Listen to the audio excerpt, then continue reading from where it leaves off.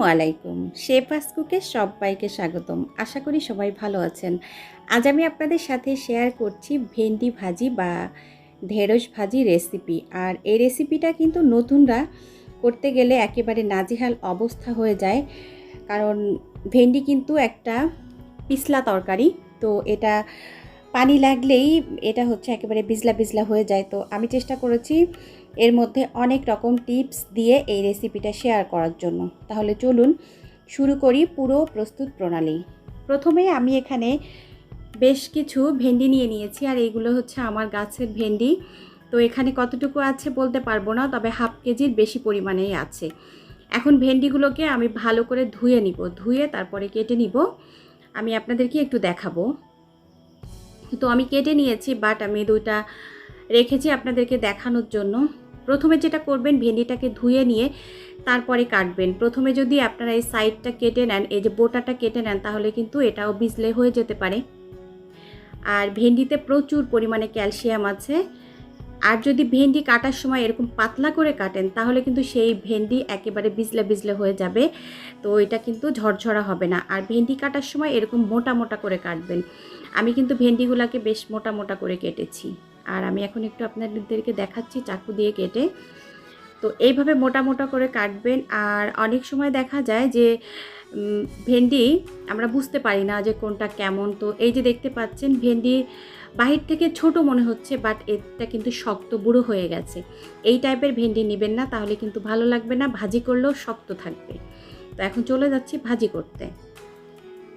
কড়াই বসিয়ে দিয়েছি, গরম হয়ে গেছে। এখন আমি এর সাথে দিয়ে দিচ্ছি তেল অ্যাড করছি। তো ভেন্ডি ভাজি করার ক্ষেত্রে কিন্তু তেলটা একটু বেশি পরিমাণ লাগে, যেহেতু আমি ননস্টিকের প্যানে ভাজি করছি, আমার তেলটা একটু কম লাগবে। আর আমি পুরো রান্নাটা করব কিন্তু মিডিয়াম আঁচে। যে কোনো রান্না আপনারা যদি একবার হাই দেন, একবার মিডিয়াম দেন, তাহলে কিন্তু সেই রান্নাটা ভালো হয় না। তো চেষ্টা করবেন একই রকম আঁচ দিয়ে রান্না করার জন্য। তো তেলটা একটু গরম হলে তখন আমি পেঁয়াজ কুচি দিয়ে দিয়েছি। আর এই পেঁয়াজগুলোকে আমি একটু ভালো করে ভেজে নিব, মানে হচ্ছে লাল লাল করে ভেজে নিব, বেরেস্তার মতো করে। তো ভাজা হয়ে গিয়েছে। এই পর্যায়ে আমি এই পেঁয়াজগুলো তুলে নিব আর কি। তো আজকে ভাজিটা করছি আমার আম্মু যেভাবে ভাজিটা করে, ঠিক সেই রেসিপিটা আপনাদের সাথে শেয়ার করছি। আর আমি যেভাবে করছি আপনারা সেভাবেই করবেন, তাহলে প্রথমবারেই পারফেক্ট ভাজি করতে পারবেন। এখন তুলে নিচ্ছি আমি, আর বেশি পোড়াচ্ছি না। তো তুলে নিয়ে কিছুটা থাকবে, তার মধ্যে আমি আসলে ভেন্ডিগুলো অ্যাড করে দিচ্ছি।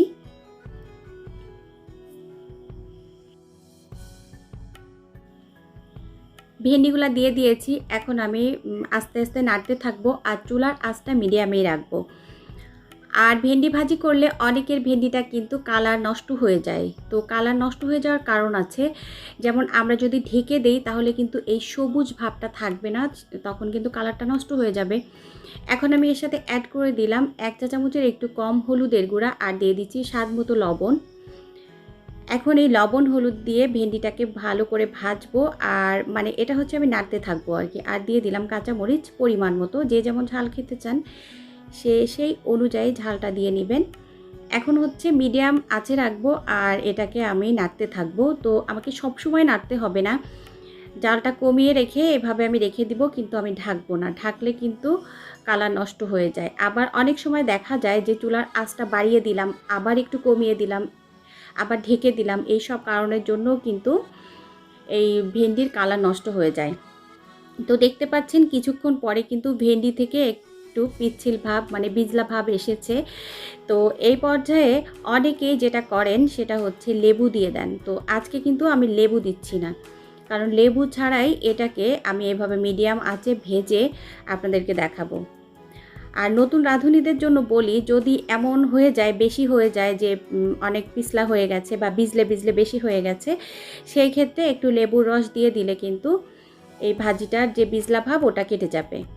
তো আসলে সবসময় কিন্তু বাসায় লেবু থাকে না, তো লেবু কিন্তু দেওয়াও যায় না। তো আমি চেয়েছিলাম যে আমি যেভাবে আস্তে আস্তে ভাজি করি, সামান্য রেসিপিটা আসলে আমি শেয়ার করতে চাচ্ছিলাম না। তো তো আমার কাছে মনে হলো যে এটা কিন্তু প্রথমে আমিও করতে পারতাম না। তো আমি যেহেতু এখন পারফেক্টভাবে ভাজি করতে পারি, তো আমার ভাই বোনদেরকে একটু দেখাই। তো লাস্টের দিকে চলে এসেছি, তখন কিন্তু যে পেঁয়াজটা রেখেছিলাম সেটা দিয়ে দিয়েছি। এখন আমি আর বেশিক্ষণ নাড়াচাড়া করব না, আমি চুলাটা অফ করে রাখবো। তো এখন নাড়ার মধ্যেই দেখতে পাচ্ছেন কিছুটা বিজলা ভাব আছে। তো এটা যখন আমি চুলাটা বন্ধ করে রাখবো তখন কিন্তু এই ভাবটাও চলে যাবে। তো আমি কিন্তু প্রথমেই আপনাদেরকে দেখিয়েছি যে ভাজিটা কতটা সুন্দর হয়েছে আর কালারটা কত সুন্দর রয়েছে। তো লাস্ট পর্যায়ে চলে এসেছি, ভাজির কালার কিন্তু একদমই নষ্ট হয় নাই। তো ছোটোখাটো জিনিসে কিন্তু আমরা যদি একটু কিছু কৌশল অবলম্বন করি তাহলে কিন্তু ভালো একটা রেসিপি হতে পারে। তো এতক্ষণ যারা আমার সাথে ছিলেন সবাইকে অসংখ্য অসংখ্য ধন্যবাদ। আগামী রেসিপি দেখার আমন্ত্রণ জানিয়ে আজকের মতো আমি শেফা বিদায় নিচ্ছি। আল্লাহ হাফিজ। আসসালামু আলাইকুম।